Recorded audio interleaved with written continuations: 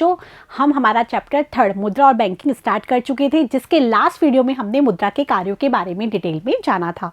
अब हम आगे बढ़ते हैं और पढ़ते हैं मुद्रा की मांग क्या होती है और मुद्रा की पूर्ति क्या होती है। मुद्रा की मांग, लोगों के द्वारा मुद्रा की मांग की जाती है ताकि वो अपने बहुत सारे कार्यों को पूरा कर सके, बहुत सारी आवश्यकताओं को पूरा कर सके। मुद्रा की मांग यदि किसी व्यक्ति के द्वारा की जाती है, यदि वो अधिक मुद्रा अपने पास रखता है, तो इसका मतलब जो उससे प्राप्त होने वाले ब्याज है उसका वो क्या कर रहा है, त्याग कर रहा है। यदि अर्थव्यवस्था में अधिक ब्याज दर प्रचलन है तो लोग मुद्रा की मांग को कम करते हैं। क्यों? क्योंकि वो अधिक से अधिक मुद्रा इन्वेस्ट करके और अधिक ब्याज कमाना चाहते हैं। इसके विपरीत यदि ब्याज दर कम होती है तो लोग क्या चाहते हैं कि ब्याज दर तो कम है तो उनको फायदा भी कम होगा, इसीलिए वो मुद्रा की मांग अधिक करते हैं और अधिक से अधिक नकद अपने पास रखना चाहते हैं। आगे बच्चों समझ में, तो यहाँ पर यही लिखा है मुद्रा की मांग क्या होती है। डिमांड ऑफ मनी, मुद्रा सौदों के संचालन के लिए आवश्यक है, अतः जितने अधिक सौदे होंगे उतनी ही अधिक मुद्रा की मांग होगी। अर्थव्यवस्था में जितनी अधिक सौदे किए जाएंगे, लोगों के द्वारा जितने अधिक लेन देन होंगे, उतने ही लोग मुद्रा की मांग करेंगे, क्योंकि सौदे या लेन देन करने के लिए लोगों को क्या आवश्यक होती है, मुद्रा आवश्यकता होती है, और इसलिए वो मुद्रा की मांग करते हैं। क्योंकि सौदों की मात्रा आय पर आधारित होती है। जो सौदे हैं उसकी मात्रा किस पर आधारित होती है, आय पर आधारित होती है। आय अधिक है तो अधिक सौदे होंगे, अधिक सौदे होंगे तो मुद्रा की मांग भी अधिक होगी। ठीक है, लोग जितना पैसा अपने पास न रखकर बैंकों में रखना चाहते हैं, ये ब्याज दर पर निर्भर करेगा कि लोग अपना पैसा अपने पास रखना चाहते हैं या बैंकों में रखना चाहते हैं। ये डिपेंड किस पे करता है, ब्याज दर पर। जैसा कि मैंने अभी आपको बताया कि ब्याज दर यदि अधिक होगी तो लोग क्या करेंगे, बैंकों में पैसा रखकर अधिक ब्याज दर का फायदा उठाना चाहेंगे। लेकिन यदि ब्याज दर कम होगी तो लोग मुद्रा की मांग अधिक करेंगे, अर्थात अपने पास ही पैसा रखना चाहेंगे, क्योंकि उससे उनको कुछ ज़्यादा फायदा नहीं होगा। यहाँ पर यही लिखा है कि यदि ब्याज दर अधिक है तो मुद्रा की मांग क्या हो जाएगी, कम हो जाएगी। मुद्रा की मांग लोग कम करेंगे, लोग बैंकों में अधिक पैसा जमा करेंगे, इन्वेस्ट अधिक करेंगे ताकि वो अधिक ब्याज दर का फायदा उठा सके। लेकिन यदि ब्याज दर क्या होती है, कम होती है, ब्याज दर कम है, तो लोग क्या करेंगे, मुद्रा की मांग अधिक करेंगे, अर्थात अपने पास ही पैसा रखना चाहेंगे। आगे बच्चों समझ में। इसके बाद है मुद्रा की पूर्ति। ठीक है, ये तो थी मुद्रा की मांग कि मुद्रा की मांग कैसे की जाती है और किस लिए मुद्रा की मांग होती है। इसके बाद इसके बारे में अभी हम डिटेल में आगे की वीडियोस में और जानेंगे। इसके बाद आती है मुद्रा की पूर्ति। मुद्रा की मांग लोगों के द्वारा की जाती है ताकि वो बहुत सारी अपनी आवश्यकताएं हैं, अपने उद्देश्य हैं, उनकी पूर्ति कर सके। लेकिन जो मुद्रा की पूर्ति है वो देश में किसके द्वारा की जाती है, यहाँ पर हम देखते हैं। मुद्रा के अंतर्गत नकदी व बैंक जमा आते हैं। एक अर्थव्यवस्था में मुद्रा दो प्रकार की संस्थाओं द्वारा निर्मित दिए जाते हैं। मतलब जो मुद्रा है वो है, उसमें आती है एक तो नकद जो होती है, नकदी होती है वो, इसके अलावा आती है बैंकों में आने वाली जमाएं। और मुद्रा की जो पूर्ति है वो दो प्रकार की संस्थाओं के द्वारा की जाती है। एक तो जो देश का केंद्रीय बैंक होता है, जो भी सभी बैंकों का बैंक होता है, सरकार का बैंक होता है, जो कि हमारे भारत देश में रिजर्व बैंक ऑफ इंडिया है। और जो दूसरे हैं वो होते हैं व्यापारिक बैंक, जो कि लोगों के पैसों को जमा करते हैं और लोगों को यदि आवश्यकता होती है तो उनको ऋण भी उपलब्ध करवाते हैं। तो दो प्रकार की संस्थाएं, एक तो है अर्थव्यवस्था का केंद्रीय बैंक, दूसरा है व्यावसायिक बैंक व्यवस्था। इन दोनों के द्वारा मुद्रा की पूर्ति की जाती है, अर्थात लोगों को यदि मुद्रा की आवश्यकता होती है तो ये दोनों संस्थाएं हैं जो कि मुद्रा अवेलेबल करवाते हैं। ठीक है बच्चों, अब इनको एक एक करके देख लेते हैं। सबसे पहले है केंद्रीय बैंक, सेंट्रल बैंक। केंद्रीय बैंक जो कि अर्थव्यवस्था का केंद्रीय बैंक क्या होता है, सभी बैंकों का बैंक होता है, सभी बैंकों पर ये कंट्रोल करता है और बैंकिंग संबंधी जो भी नीतियां होती है, मौद्रिक नीति है, वो सब इसके द्वारा संचालित की जाती है। आपको ध्यान रखना होगा, ये बहुत इंपॉर्टेंट है, केंद्रीय बैंक। आधुनिक अर्थव्यवस्था में केंद्रीय बैंक एक अति महत्वपूर्ण संस्था है। लगभग प्रत्येक देश का अपना केंद्रीय बैंक है। भारत को अपना केंद्रीय बैंक 1935 में मिला, जिसका नाम रिजर्व बैंक ऑफ इंडिया है।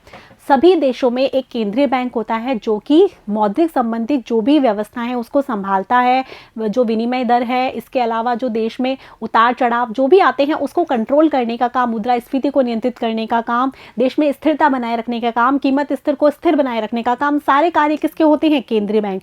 केंद्रीय बैंक मौद्रिक नीति का संचालन करता है, जिसके द्वारा वो अर्थव्यवस्था में स्थिरता लाने का प्रयास करता है।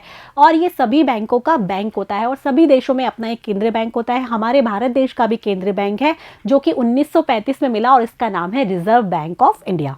इसके द्वारा मुद्रा की पूर्ति की जाती है। रिजर्व बैंक ऑफ इंडिया के द्वारा हमारे भारत देश में रिजर्व बैंक ऑफ इंडिया क्या करता है, नोट छापने का अधिकार केवल इसी को है। ये नोट छापता है और इसके द्वारा मुद्रा की पूर्ति की जाती है। ठीक है बच्चों। केंद्रीय बैंक मुद्रा की पूर्ति करेंसी निर्गमित करके करता है। जो करेंसी का अर्थ क्या होता है, जो नोट वगैरह होते हैं उसे हम करेंसी बोलते हैं। तो करेंसी निर्गमित करके अर्थात नोटों को छापकर उसको क्या करता है, निर्गमित करता है, संचालित करता है। इस तरीके से भी ये केंद्रीय बैंक मुद्रा की पूर्ति करता है। केंद्रीय बैंक द्वारा जो निर्गमित करेंसी है वो जनता के पास हो सकती है। अब केंद्रीय बैंक ने जो पैसे निर्गमित किए हैं अर्थात जो करेंसी छापी है वो उसने बाजार में आई है, तो या तो वो जनता के पास होगी या फिर वो किसके पास होगी, व्यावसायिक बैंक के पास होगी।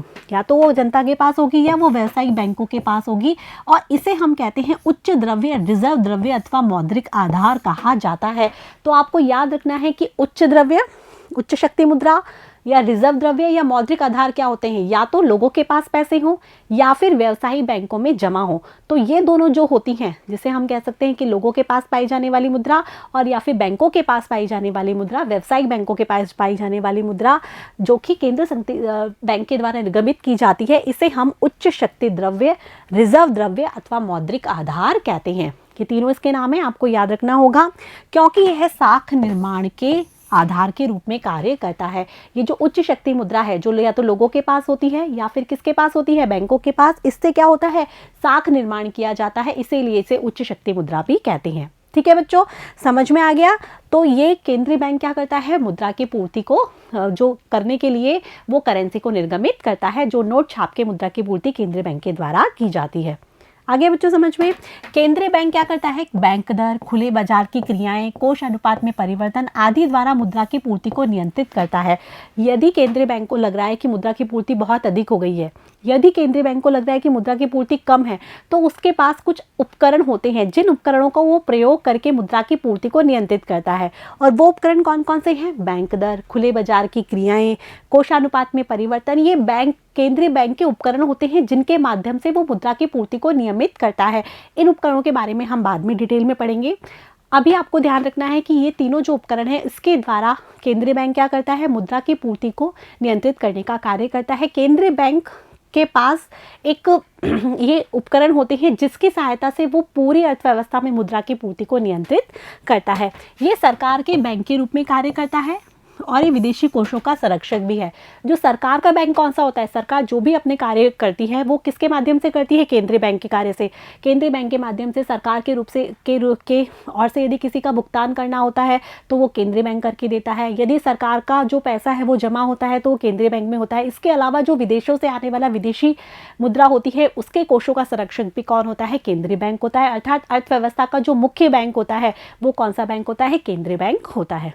आगे बच्चों समझ में, केंद्रीय बैंक क्या होता है। इसके बाद जो आते हैं वो आते हैं व्यावसायिक बैंक, व्यापारिक बैंक भी जिन्हें कहते हैं। व्यावसायिक बैंक अर्थात जो व्यापारिक बैंक हैं वो क्या होते हैं, उनका जनता से सीधा लेना देना होना होता है। केंद्रीय बैंक जनता से सीधा लेना देना नहीं करता, वो क्या करता है, इन बैंकों को कंट्रोल करता है, व्यावसायिक बैंकों को। और जो जनता से सीधे लेन देन करते हैं वो व्यावसायिक बैंक करते हैं। व्यावसायिक बैंक क्या करते हैं, यदि जनता के पास मुद्रा है, जैसे कि हमारे पास या आपके पास अधिक मुद्रा है, तो हम अधिक मुद्रा को जाके क्या करते हैं, बैंकों में जमा कर देते हैं। तो व्यावसायिक बैंक का काम क्या होता है, जमा को स्वीकार करना। आज जनधन खाते वगैरह खुले हैं प्रधानमंत्री के द्वारा, तो वो सभी लोगों के जनधन खाते खुले हैं, लगभग सभी लोगों के बैंक में क्या है, अकाउंट है।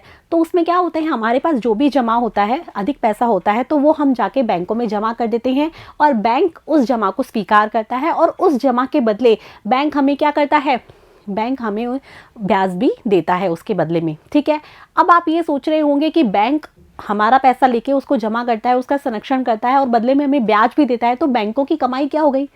क्या होता है, जो हमारा एक्स्ट्रा पैसा होता है जो कि हमने बैंकों में जमा किया है, जिसे बैंक जमा करता है, उसके बदले में हमें ब्याज देता है। कुछ व्यक्ति ऐसे भी आते हैं बैंक के पास जिन्हें पैसों की या आवश्यकता होती है, तो बैंक उस जमा में से कुछ भाग अपने पास रखकर उसको क्या कर देता है, उनको ऋण दे देता है। उस ऋण से उनको बहुत सारे कार्य करने होते हैं। तो इससे क्या होता है बैंक हमें तो जो ब्याज दर देता है वो तो कम देता है, और जो बैंक ऋण के रूप में जो राशि वसूलता है उसकी ब्याज दर बहुत अधिक होती है। तो ये कम ब्याज दर और ये अधिक ब्याज दर जो लेता है उसके बदले बीच का जो अंतर होता है वही क्या होता है, बैंक का लाभ होता है। तो बैंक यही कार्य करता है, जमा स्वीकार करता है और ऋण उपलब्ध करवाता है, और यह कार्य होता है व्यावसायिक बैंक का। और इसके द्वारा क्या होती है, व्यावसायिक बैंक के द्वारा भी मुद्रा की पूर्ति करवाई जाती है। आ रहा है बच्चों समझ में? यहाँ पर यही लिखा है कि व्यावसायिक बैंक जनता से जमा स्वीकार करते हैं। इस रकम का कुछ भाग उन लोगों को देते हैं जो उधार लेना चाहते हैं। दी जाने वाली ब्याज दर वसूली जाने वाली ब्याज दर से कम होती है। इन दो प्रकार की ब्याज दरों का अंतर कहलाता है स्प्रेड, जो कि बैंक का लाभ कहलाता है। अर्थात बैंक जमाएं स्वीकार करता है और जमाएं स्वीकार करने के बाद बैंक ऋण भी देता है। जो जमाएं और ऋण, इन दोनों के बीच की जो ब्याज दर है उनमें क्या होता है अंतर, और इन ब्याज दर के अंतरों को हम कहते हैं स्प्रेड, जो कि बैंक का क्या होता है लाभ। तो बैंक का लाभ है वही क्या होता है ब्याज दरों में अंतर। ठीक है, यहाँ पर आपके सामने बन भी रहा है कि जमा करता है वो क्या करते हैं, अपनी जमा कराते हैं पैसे बैंक में। बैंक उसके बदले में जो ब्याज दर देती है वो कैसे देती है, कम। इसके अलावा जो बैंक है वो ऋणी को क्या करते हैं, ऋण दे देते हैं, और वो जो ब्याज दर है वो कैसे लेती है, अधिक लेती है। ठीक है, तो जो बैंक है वो अधिक ब्याज दर लेती है और ऋण अधिक दे देती है। तो ये अधिक ब्याज दर और ये कम ब्याज दर, इस दोनों का जो अंतर होता है वो बैंक की कमाई होती है, स्प्रेड होता है, और बैंक का लाभ होता है। आगे बच्चों समझ में? इसके बाद है कि व्यावसायिक बैंक उन फर्मों और व्यक्तियों के बीच जिनके पास अतिरिक्त कोष होते हैं, जिनको कोषों की आवश्यकता होती है, उसकी मध्यस्थता करते हैं। जैसे मुझे मुद्रा की आवश्यकता है तो मैं किसी व्यक्ति के पास ना जाकर मैं किसके पास जाऊंगी, बैंक के पास जाऊंगी, तो बैंक मुझे ऋण उपलब्ध करवाएगा। और कई व्यक्ति जिनके पास जो अधिक पैसा है वो बैंक में जमा कराएंगे। तो जो लेने वाला है, बैंक में पैसे जमा कराने वाला है, और जिसको ऋण लेना है, उन दोनों के बीच मध्यस्थता का काम, जैसे कि हमने देखा जमाकर्ता और ऋणी, इन दोनों के बीच मध्यस्थता का काम कौन करते हैं, बैंक करते हैं। इससे क्या होता है कि हमें यदि पैसे की आवश्यकता है तो हमें बैंक से मिल जाएगी, हमें ऐसा व्यक्ति ढूंढने की आवश्यकता नहीं होगी जो कि हमें पैसे उधार दे दे, और दे भी नहीं सकता क्योंकि ट्रस्ट वाली बात होती है, और इसके अलावा उनसे ज़्यादा जो ब्याज दर होती है वो भी बहुत उच्च होती है। ठीक है, तो बैंक क्या करते हैं, जमाकर्ता और ऋणी के बीच में मध्यस्थता का कार्य करते हैं। जिन व्यक्तियों के पास अतिरिक्त कोष हैं वे बैंक में जमा के रूप में रख सकते हैं, तथा जिनको इनकी आवश्यकता होती है वे ऋण के रूप में बैंकों से उधार ले लेते हैं। जिनके पास अतिरिक्त कोष है, अधिक पैसा है, वो बैंकों में जमा कर सकते हैं, और जिनको आवश्यकता होती है वो बैंक से उधार ले लेते हैं। इस प्रकार से बैंक दोनों के बीच में क्या हो गया, मध्यस्थता का कार्य करता है। ठीक है, चेक, डेबिट कार्ड लेन देन को अधिक सुविधाजनक व सुरक्षित बना देते हैं। यदि हमें लेन देन करना है बैंकों से तो बैंकों के द्वारा डेबिट कार्ड अवेलेबल करवाए जाते हैं, चेक अवेलेबल करवाए जाते हैं, जिसके माध्यम से हम आसानी से बैंकों से पैसा निकाल भी सकते हैं। हमें बैंकों में लंबी लाइनों में लगने की आवश्यकता नहीं होती। चेक, डेबिट कार्ड, इसके अलावा क्रेडिट कार्ड की सुविधा भी बैंकों के द्वारा उपलब्ध करवाई जाती है। बैंक कोषों का कुछ भाग जमाकर्ताओं को देने के लिए रखकर शेष कोष ब्याज पर दे सकता है। अब बैंकों के पास जो जमाकर्ता का पैसा आता है तो बैंक वो सारा पैसा कभी भी उधार नहीं दे सकता। क्यों? क्योंकि जमाकर्ता कभी भी आके उससे पैसा मांग सकता है, क्योंकि वो मांग जमा होती है। क्योंकि जो बैंक है उस पर ट्रस्ट लोगों को इसीलिए है क्योंकि कभी भी पैसा मांगने पर बैंक वो पैसा लौटाएगा। यदि बैंक सारा पैसा ही यदि उधार दे देगा तो बैंक का के ऊपर जो लोगों का ट्रस्ट है वो क्या हो जाएगा, खत्म हो जाएगा। क्योंकि बैंकों का ये क्या होता है, उसूल होता है कि जमाकर्ता के द्वारा जो पैसा है वो उसे किसी भी वक्त मांगने पर उसे उपलब्ध करवाना होता है। इसीलिए बैंक उसका कुछ भाग अपने पास रखकर शेष क्या करता है, ऋण दे सकता है। सारी जो भाग है वो ऋण में नहीं दे सकता, इसलिए जमाकर्ता का कुछ भाग वो अपने पास रखता है।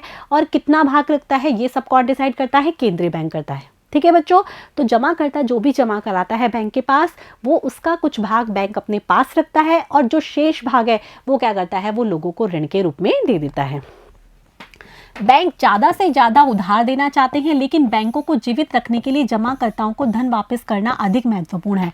बैंक तो ये चाहते हैं कि ज़्यादा से ज़्यादा उधार दे, जिससे क्या हो, बैंकों का फायदा हो, बैंकों को अधिक लाभ मिले, लेकिन बैंक ऐसा कर ही नहीं पाते हैं। क्यों? क्योंकि जो जमा करता है उसको भी तो क्या है, जब भी वो मांगेगा तो उसको पैसे उपलब्ध करवाना बैंक का फर्ज है। तो इसीलिए बैंक क्या करता है, बैंकों को जीवित रहना है, यदि बैंकों पर लोगों का ट्रस्ट बनाए रखना है तो जमाकर्ताओं को धन वापस करना ज़्यादा महत्वपूर्ण है बजाय उधार देने के। उधार देने से तो बैंक का लाभ बहुत अधिक बढ़ेगा, लेकिन जमाकर्ताओं को पैसा देना भी बहुत अधिक महत्वपूर्ण है। बैंकों को अपनी उधार संबंधित क्रियाओं को इस प्रकार संतुलित करना चाहिए कि उनके पास जमाकर्ताओं को मांगे जाने पर देने के लिए पर्याप्त कोष उपलब्ध हो।